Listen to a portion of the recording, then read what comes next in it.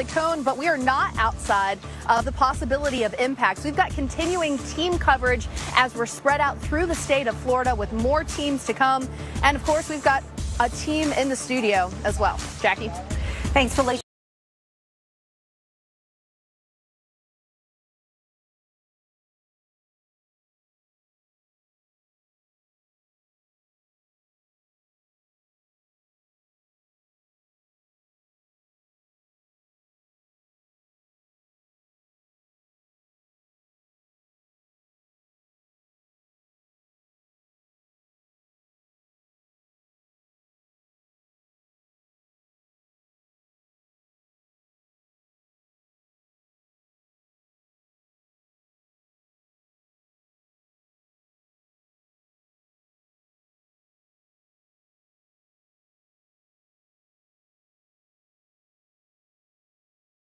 Those rain bands that will move through, unless of course the trend just trends way far west. Those rain bands that will move through the Keys, they can sometimes have those tropical tornadoes embedded. Heavy rain can bring fresh water flooding here to the island really easily because sometimes the drainage is rough, particularly on certain spots of the island. And then we do have a coastal flood statement in effect right now through tomorrow afternoon that will likely be extended because we are going to have astronomically high tides as Ian is moving through the Gulf to the west, and that's going to, of course, bring up some of those water levels.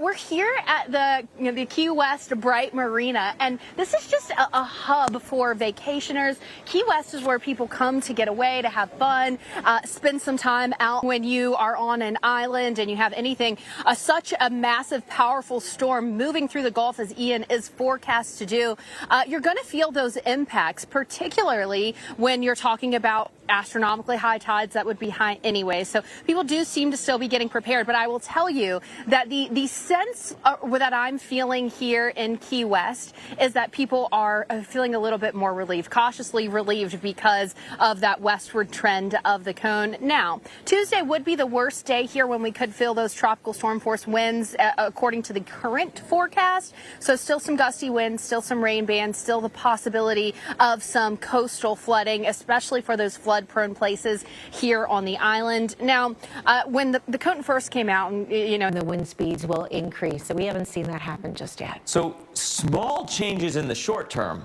could have some big changes down the line. If we organize real fast and start turning north a little bit sooner, maybe we stay on the east side of this envelope. Or if the disorganization that we've seen continues, maybe we continue to slide west just a little bit more. Fourth season in a row being here in Key West covering a storm. But I'll tell you, every season I've gotten sent to Key West to do coverage, and it ends up being just a glancing blow. So we are certainly thankful for that here in Key West. I think everyone is feeling a sense of relief because the initial forecast would have been so much worse for the Keys in South Florida than the current forecast that we're seeing. But we are still expecting impacts. I'm actually here at the Key West Bright Marina. You can see some of the boats here come, and certainly glad that it seems to be trending west. We spoke with a local earlier, and he said, it's just kind of part of living in Florida.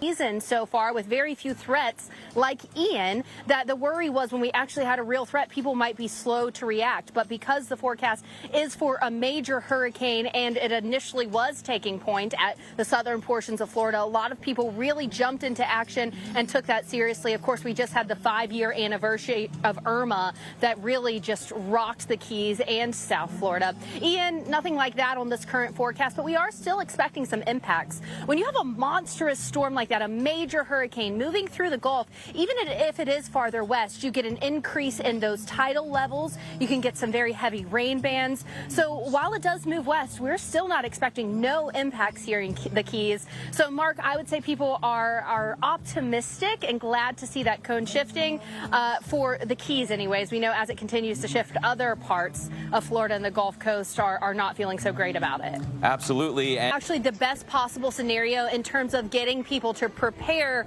for a storm happened here in Key West, because initially it looked like it was going to be so much worse here. The thoughts of Irma were in people's minds, and so the fact that it started out looking like it was going to be much worse and it has gotten better in terms of the forecast, that's been good news. We actually talked to the owner of this yacht behind me earlier, and he was telling us how he rode out Dorian a few years back. to a safer harbor, Sauk Island, but not going to do that anymore. He's going to stay here and ride it out as that forecast is trending to be better for Key West. But the important thing to stress is, of course, we're well out of the forecast cone, and the cone has trended westward.